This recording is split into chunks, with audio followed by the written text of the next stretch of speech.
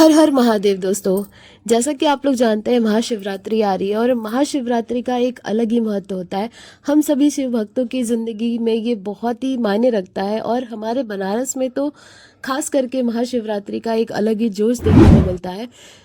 तो मैं चांदनी विश्वकर्मा आप सभी का मेरे यूट्यूब चैनल चांदनी विश्वा में हार्दिक स्वागत करती हूँ। और आज हम बना रहे हैं महाशिवरात्रि के ऊपर बहुत ही भव्य रंगोली। और इस तरीके की रंगोली डिज़ाइन मैं 100% श्योर हूँ कि आप लोगों ने यूट्यूब पे तो बिल्कुल भी नहीं देखी होगी। तो प्लीज़ वीडियोस में बने रहिएगा, एंड तक देखिएगा। और अभी तक आपने मेरे चैनल को सब्सक्राइब नहीं किया है तो प्लीज़ सब्सक्राइब करिएगा।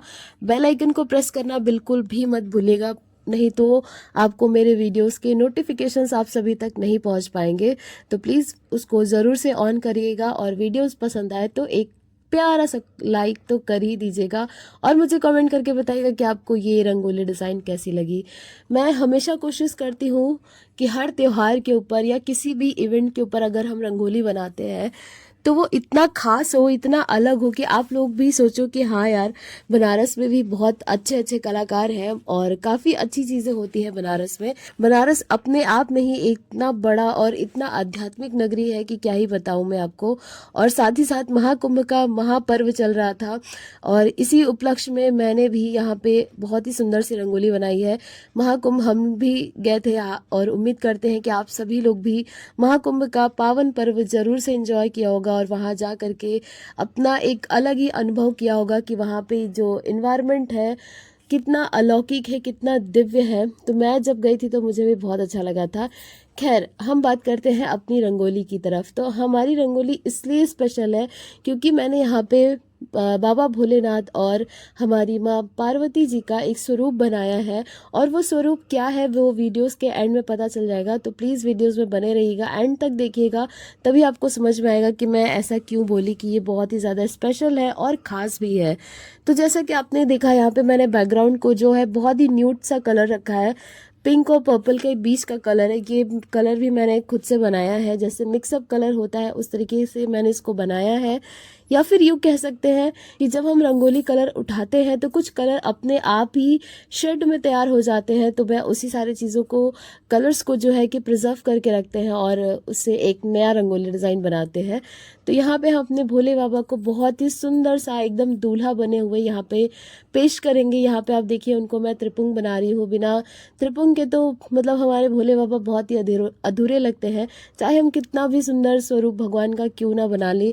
लेकिन जब तक तिलक ना लगे तब तो क्या ही बात होता है। मतलब मैं क्या बताऊँ, बहुत ज़्यादा मुझे तो पर्सनली, मैं कहीं भी जाती हूँ बिना तिलक के तो मैं घर से बाहर भी नहीं निकलती। घर पे भी रहते तो भी तिलक हमेशा अपने सर पे लगाए रहते हैं। यही तो हमारे भारतीय संस्कृति की पहचान है और यही तो है हमारे सनातन धर्म की खूबसूरती। तो यहाँ पे हमने अपने भोले बाबा का चेहरा जो है कि वो बना लिया है। माँ पार्वती को भी अभी हम बहुत ही सुंदर सा डेकोरेट करेंगे, रंगोली बनाएंगे, उनको बहुत ही प्यारा सा दुल्हन की तरह एकदम सजाएंगे, जैसे एक दुल्हन अपनी शादी पे तैयार होती है। ठीक वैसे ही मैंने माँ पार्वती को भी एक वैसा ही स्वरूप प्रदान किया है। आई होप सो कि ये रंगोली डिज़ाइन आप लोगों को बहुत पसंद आएगी। मुझे आप सबसे एक बात शेयर करनी है कि मैं बहुत मेहनत कर रही हूँ। और हम जानते हैं कि सभी यूट्यूबर्स, ब्लॉगर्स या फिर जो भी सोशल मीडिया अकाउंट चलाते हैं वो सभी बहुत मेहनत करते हैं। सबको आगे बढ़ने का एक जज्बा होता है, एक इच्छा होती है कि नहीं, मेरे काम को लोग पसंद करें। तो मेरी भी एक ख्वाहिश है कि आप लोग मुझे प्लीज़ सपोर्ट करिए, क्योंकि आप लोगों के सपोर्ट के बिना मैं कुछ भी नहीं कर सकती। कभी कभी तो इतना ज़्यादा निराश हो जाते हैं कि मन करता है कि सारा यूट्यूब चैनल, इंस्टाग्राम और फेसबुक सब कुछ बंद कर दे, क्योंकि मुझे जितना सपोर्ट मिलना चाहिए आप लोगों से उतना वो नहीं मिल पा रहा है। तो प्लीज़ मेरी आप सबसे हाथ जोड़ के रिक्वेस्ट करते हैं कि इस महाशिवरात्रि मेरे पे खास कृपा बनाइए। बाबा भोलेनाथ तो अपनी कृपा करते ही करते हैं, लेकिन साथ ही साथ आप भी हमारी फैमिली का एक बहुत बड़ा हिस्सा है, इसलिए आप लोग का सपोर्ट भी बहुत मायने रखता है। तो प्लीज़ मुझे सपोर्ट करिए ताकि हम भी बनारस में कुछ एक नया मुकाम हासिल कर सके और कुछ अच्छा कर सके अपने बनारस के लिए, ताकि कोई भी बनारस आए तो ये ना कहे कि हमारे बनारस में कुछ नहीं है। हमारे बनारस में बहुत कुछ है। तो यहाँ पे हमने अपनी माता पार्वती को जो है कि उनका एक बेस तैयार कर दिया है, लेकिन अभी डिटेलिंग का काम बहुत सारा बाकी है। तो यहाँ पे आप शिव जी और पार्वती जी को जो देखा होगा आपने स्टार्टिंग में, तो शिव जी की आंखें एकदम नीचे की तरफ है और पार्वती माँ की भी आंखें नीचे की तरफ है। ये विवाह की एक रस्म हो रही है जिसमें कि क्या हो रहा है वो मैं आपको बताऊंगी नहीं, आप लोग वीडियोस को देखते जाइए तब आपको पता चलेगा कि क्या हो रहा है यहाँ पे। तो ये एक रस्म हो रही है विवाह का, जिसमें हमारे हिंदू सनातन धर्म में बहुत मान्यता होती है उस रस्म की। तो हमारे बनारस में, और जब भी बाबा विश्वनाथ की बात आती है या तो हमारे शिव जी माँ पार्वती की बात आती है, विवाह की बात आती है, तो हमारे ध्यान में सिर्फ एक ही चेहरा नजर आता है, वो है महादेव और माँ पार्वती। उनका जो विवाह है, कहते हैं कि सबसे पहला प्रेम विवाह इन्हीं दोनों का हुआ था, हमारे आराध्य का हुआ था। तो बहुत ही खास होता है हमारे बनारस में इस दिन। तो हर लोग इतना ज़्यादा उत्सव से मनाते हैं, और हमारे बनारस में तो इतनी सारी तैयारियां चल रही हैं और होती भी हैं।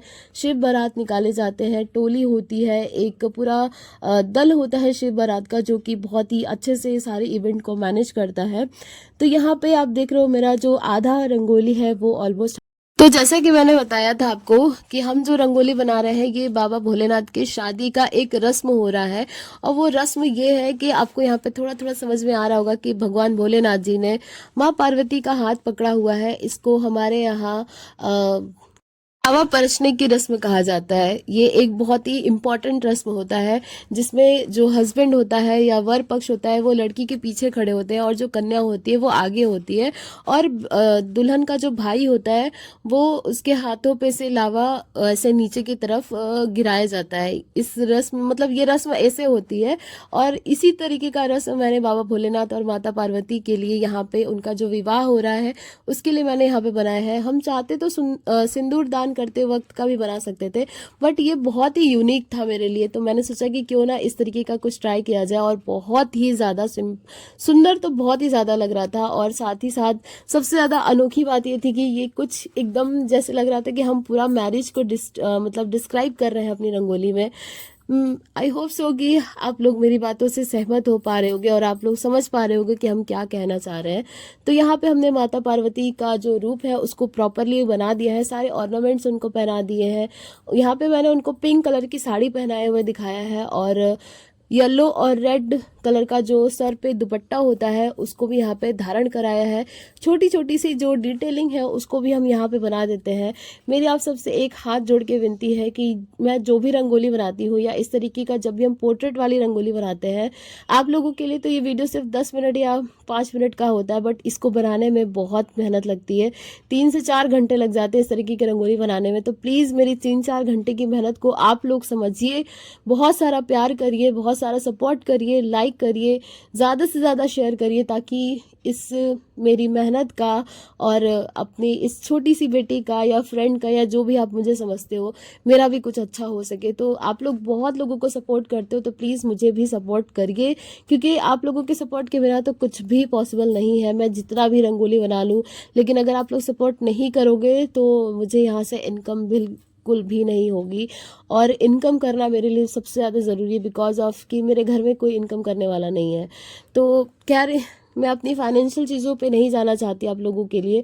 मेरा काम है आप लोगों के लिए हमेशा नए से नए कंटेंट लेके आना, और अपनी बनारस से जुड़ी हुई सारी फेस्टिवल, सारी चीज़ों को आप सब तक पहुंचाना। तो मैं हमेशा उस चीज़ पे ध्यान दूंगी और हमेशा उस चीज़ के ऊपर ही काम करके आप सबको दिखाती रहूंगी। अब आप लोग ही जानिए कि आप लोगों को मेरा कितना सपोर्ट करना है, कितना नहीं।